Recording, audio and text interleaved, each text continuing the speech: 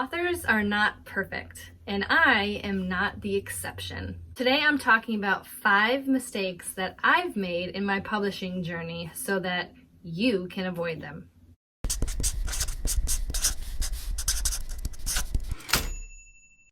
Hey there, my name is Katlyn Duncan and I am a traditionally published author and ghostwriter. So just a little background in case you're new here. So I have been published since 2013 with HQ Digital, which used to be known as Carina UK. And since then I have published 12 books. So I have 6 years to look back on all the mistakes that I've made.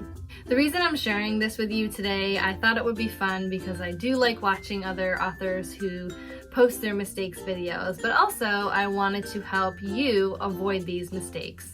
So number 1, not doing my research on publishing. So this happened early on. The first time that I completed a first draft of my first novel, complete with a passive main character and a mustache-twirling villain, I thought it was that easy. You write a book and it's done. I'm really not sure I need to tell you that that is not the case.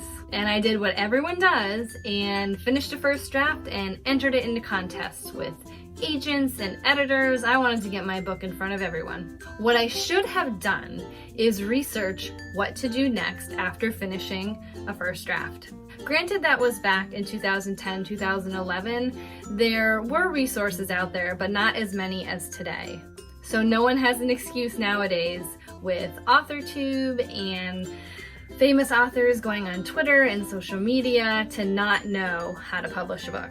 This is a great time in our history to connect with authors and follow best practices when it comes to what to do next after writing a first draft, or writing any draft for that matter. Mistake number 2, going it alone. I was that kid who thought that R.L. Stine and James Patterson were just untouchable people, figments who were chained to their desks all day long and holding all the secrets to being a successful published author. One of the things I loved about Twitter when I first joined was the ability to connect with authors that I loved. What really surprised me was that a lot of them had full-time jobs and were successful authors. So that pushed me to finish my first book because I had a full-time job, they had a full-time job. If they could do it, I certainly could do it. Then after I finished my book, I just thought that I was on my own from there on, not realizing that a lot of these authors have critique partners known as CPs who can help work with the author to make the book better prior to querying or publishing. I just thought you had to rely on an editor to help make a book better, and boy was I wrong. Author friends and critique partners are great for more than a few reasons.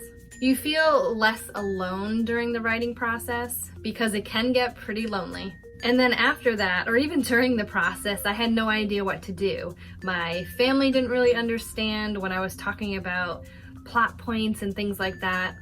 Talking to any non-writer was very difficult.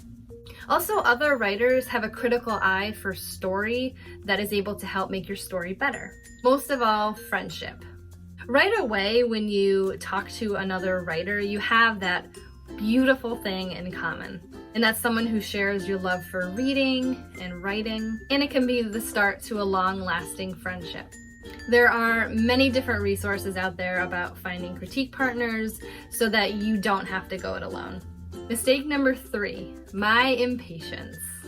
As much as I love wasting my time on social media, I found that when I was following a lot of authors who were celebrating their books, I sort of felt as if I was missing out on something, and I really wanted to get to that point where I could celebrate as well. I wanted to get my book out there as soon as possible, and I cut those corners that you're really not supposed to cut when it comes to publishing a book. I queried my book way too soon, which seems to be a standard for a lot of writers who are interested in traditional publishing. I would pitch to contests when I should have been strengthening my story, with research and also with critique partners that I've mentioned before. As impatient as you might feel, the best thing you can do for your book is to fix it and revise it and put out a book that is the best that you can do at that time. In any form of publishing, you have one chance to do it right the first time. Whether it's for an agent who you're querying, an editor who you really want to edit your book, or your readers. Skipping any point in this process may hurt your chances at nailing that first impression, which could in turn lead to a missed opportunity. It's hard. I get it. This is one of my mistakes. I've been there. But seriously, try to be patient, work on your book, work on your craft, work on your knowledge of the publishing industry that you're interested in getting into. I promise you will be so happy with the result if you don't rush it. Mistake number 4, not saying no. This is something that took me years to unlearn. For some reason, I was constantly people-pleasing in a way that affected my mental health. I did this in so many ways. When I started ghostwriting, I took on way too many projects at once, thinking that I had to scoop up as many as possible.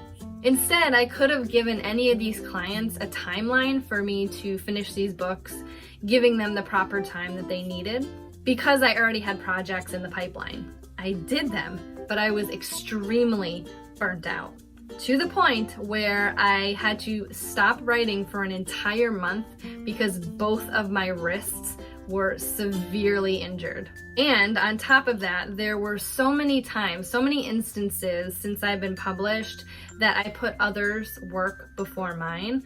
While I love critiquing other people's novels, I felt that I was signing up for all of these critique partner matches in a workshopping group that I was spending more time reading and critiquing other people's work than working on my own stuff.